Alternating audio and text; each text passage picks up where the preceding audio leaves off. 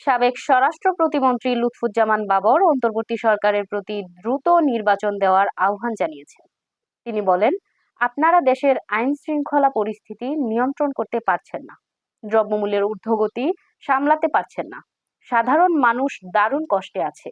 তাই দ্রুত নির্বাচন দিয়ে সম্মানের সঙ্গে বিদায় দিন। মঙ্গলবার 25 ফেব্রুয়ারি সন্ধ্যায় নেত্রকোনার মোহনগঞ্জ পৌর শহরের টেঙ্গাপাড়া এলাকায় রেল স্টেশন সংলগ্ন মাঠে বিএনপি আয়োজিত গণসংবর্ধনায় বক্তব্য দেন তিনি। লুৎফুর রহমান বাবর বলেন, ফ্যাসিস্ট শেখ হাসিনা সরকার মিথ্যা মামলায় আমাকে 17 বছর কারাগারে আটকে রেখেছিল। শুধু আমি নই, পুরো দেশকে কারাগারে পরিণত করেছিল। এখন মানুষ একটু স্বস্তির নিঃশ্বাস নিতে পারছে। বিএনপির নেতাকর্মীদের ওপর যে নির্যাতন চালানো হয়েছে তা ভাষায় প্রকাশ করা সম্ভব নয়। তিনি আরো বলেন, নির্বাচন নিয়ে ষড়যন্ত্র চলছে।